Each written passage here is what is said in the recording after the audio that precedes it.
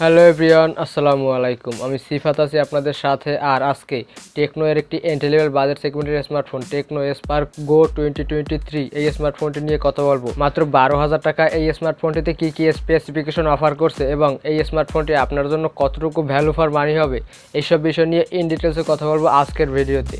So চলুন মূল ভিডিওতে যাওয়া যাক। ফার্স্টে ফোনটির ডিজাইন অ্যান্ড বিল্ড কোয়ালিটির কথা বলতে গেলে ফোনটির ব্যাক প্যানেলে ব্যবহার করা হয়েছে প্লাস্টিক বা পলিকার্বনেট, তবে এর উপরে কিছুটা টেক্সচার থাকায় ফিঙ্গারপ্রিন্ট এবং স্ক্র্যাচ পড়ার আশঙ্কা নেই বললেই চলে। ফোনটির উপরের দিকে থাকছে বড় একটি ক্যামেরা বাম্প, যার মধ্যে ব্যবহার করা হয়েছে ডুয়াল ক্যামেরা সেটআপ, সাথে থাকছে একটি ফ্ল্যাশ লাইট। আর ফোনটির রিয়ার মাউন্টেড ফিঙ্গারপ্রিন্ট সেন্সরটিও ক্যামেরা বাম্পের মধ্যেই রাখা হয়েছে। আর সেই সঙ্গে ফোনটি কিছুটা ফ্ল্যাট হওয়ায় বেশ ভালোই হ্যান্ড গ্রিপ পাওয়া যাবে এই স্মার্টফোনটি থেকে। ফোনটির ফ্রন্টে থাকছে ফুল ভিউ ডিসপ্লে, যার টপে থাকছে ছোট্ট একটি নচ, আর এই নচের মধ্যে ইমপ্লিমেন্ট করা হয়েছে ফোনটির সেলফি ক্যামেরা। আর সেই সঙ্গে ফোনটিতে ডুয়াল সিমের পাশাপাশি মাইক্রো এসডি কার্ডের স্লটও থাকে। ফোনটির ওয়েট প্রায় 192 গ্রামের কাছাকাছি এবং থিকনেস 8.9 মিলিমিটার। তো 8.9 মিলিমিটার থিকনেস হওয়ায় ফোনটি দাম বিবেচনায় বেশ পাতলাই বলা যায়, তবে এই জায়গায় বেশ বড় সড়ো ব্যাটারি দেওয়া হয়েছে। তো ওভারঅল এই দামে বেশ ভালোই ডিজাইন দিয়েছে এই জায়গায়। তবে ক্যামেরা বাম্পটি অত বড় না রেখে যদি আরো কিছুটা ছোট রাখতো তাহলে আরো অনেকটা ভালো হতো এই ফোনটির ডিজাইন সেগমেন্টটি। আপনাদের কাছে কেমন মনে হয় অবশ্যই কমেন্ট সেকশনে জানাবেন। ফোনটির ডিসপ্লে নিয়ে বলতে গেলে ফোনটিতে ব্যবহার করা হয়েছে 6.56 ইঞ্চের একটি IPS LCD ডিসপ্লে, যার রেজুলেশন HD+ অর্থাৎ 720x1600 পিক্সেল এবং PPI হিসেবে থাকছে 267 PPI। যেহেতু এটা একটি IPS HD+ ডিসপ্লে, সেহেতু কন্টেন্ট ওয়াচিং থেকে শুরু করে রেগুলার ইউসেজে কিছুটা শার্পনেসের ঘাটতি পাওয়া যাবে এই ডিসপ্লেটি থেকে। তবে দাম বিবেচনায় এই ডিসপ্লেটির ব্রাইটনেস অনেকটাই বেশি, তবে এই ডিসপ্লেটিতে থাকছে না কোনো হায়ার রিফ্রেশ রেট। যদি এই জায়গায় 90 হার্জের রিফ্রেশ রেটটা ইউজ করা হতো তাহলে আরও অনেকটা বেটার হতো ফোনটির ইউজার এক্সপিরিয়েন্স। আর এই স্মার্টফোনটির স্ক্রিন টু বডি রেশিও 84.0%। দাম বিবেচনায় এই ফোনটির স্ক্রিন ও বেজেল অনেকটাই ন্যারো বলা যায়। যেহেতু এটা একটি IPS LCD ডিসপ্লে সেহেতু এর কালার অনেকটাই ভিভিড, তবে HD+ হওয়ায় কন্টেন্ট ওয়াচিং এ কিছুটা শার্পনেসের ঘাটতি পাওয়া যাবে এই ফোনটির ডিসপ্লেটি থেকে। এবারে ফোনটির ক্যামেরা নিয়ে বলতে গেলে ফোনটির ব্যাক প্যানেলে ব্যবহার করা হয়েছে ডুয়াল ক্যামেরা সেটআপ, তবে এই জায়গায় কাজের ক্যামেরা শুধুমাত্র একটি, আর তা হলো 13 মেগাপিক্সেলের মেইন ক্যামেরা। আর সাথে থাকছে একটি ইউজলেস কিউভিজিএ সেন্সর। ফোনটির মেইন ক্যামেরা দিয়ে ডে লাইটে বেশ ভালো ফটোগ্রাফি করা গেলেও লো লাইটে তেমন কোনো ভালো ফটোগ্রাফি করা যাবে না এই স্মার্টফোনটির মেইন ক্যামেরা দিয়ে। তবে 13 মেগাপিক্সেলের ক্যামেরা হওয়ায় কালার ও কন্ট্রাস্ট অনেকটাই ধরে রাখতে পারে এই ফোনটির মেইন ক্যামেরা। ফোনটির মেইন ক্যামেরা দিয়ে সর্বোচ্চ ভিডিও রেকর্ড করা যাবে 1080p 30 fps এ। ভিডিওগ্রাফির দিক দিয়ে তেমন কোনো ভালো রেজাল্ট পাওয়া যাবে না এই ফোনটির মেইন ক্যামেরা দিয়ে।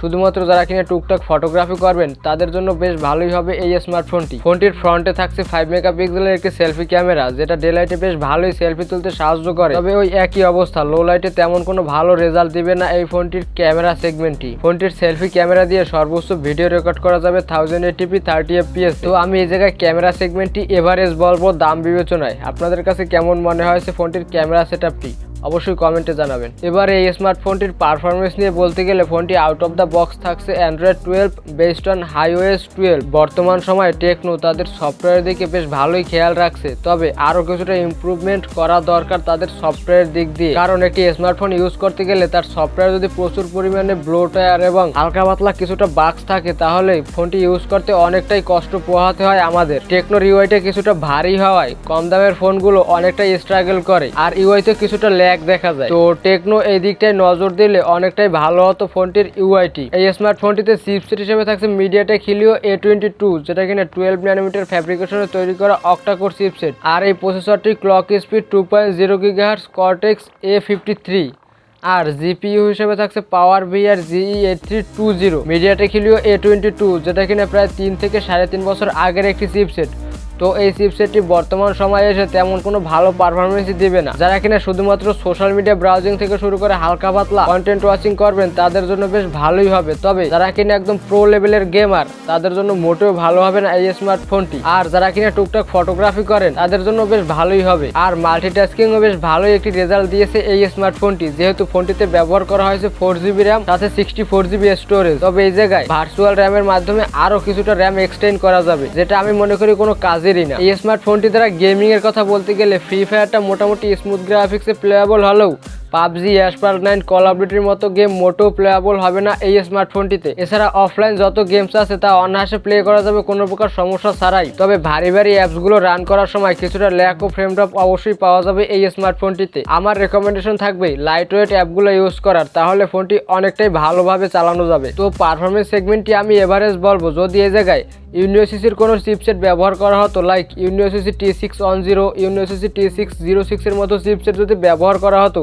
তাহলে পারফরমেন্সে আরও অনেকটা বেটার রেজাল্ট দিত এই স্মার্টফোনটি। আপনাদের কাছে কি মনে হয় অবশ্যই কমেন্টে জানাবেন। এই স্মার্টফোনটির পাওয়ার অর্থাৎ ব্যাটারির কথা বলতে গেলে ফোনটিতে ব্যবহার করা হয়েছে 5000 mAh এর একটি হিউজ ব্যাটারি। আর এই ব্যাটারি দিয়ে নর্মাল ইউসেজেও 1 থেকে 1.5 দিনের মতো ব্যাটারি ব্যাকআপ ইজিলি পাওয়া যাবে। আর যারা কিনা একটু হেভি ইউজ করবেন তারা অনায়াসে 1 দিনের কাছাকাছি ব্যাটারি ব্যাকআপ ইজিলি পেয়ে যাবে। আর এই ব্যাটারিকে চার্জ করার জন্য থাকছে 10 ওয়াটের একটি ফাস্ট চার্জার। এই চার্জারটি দিয়ে ফোনটি ফুল চার্জ করতে অ্যারাউন্ড 3 থেকে 3.5 ঘন্টার মতো সময় লাগতে পারে। এই স্মার্টফোনটির কানেক্টিভিটির কথা বলতে গেলে wifi, dual band, Bluetooth 5.0, GPS এগুলো তো থাকছে। তবে এই জায়গায় থাকছে মাইক্রো ইউএসবি পোর্ট। বর্তমান সময়ে সব ব্র্যান্ডগুলোই ইউএসবি টাইপ সি পোর্ট দিচ্ছে, তো এই জায়গায় অবশ্যই একটি ইউএসবি টাইপ সি পোর্ট দেওয়া উচিত ছিল।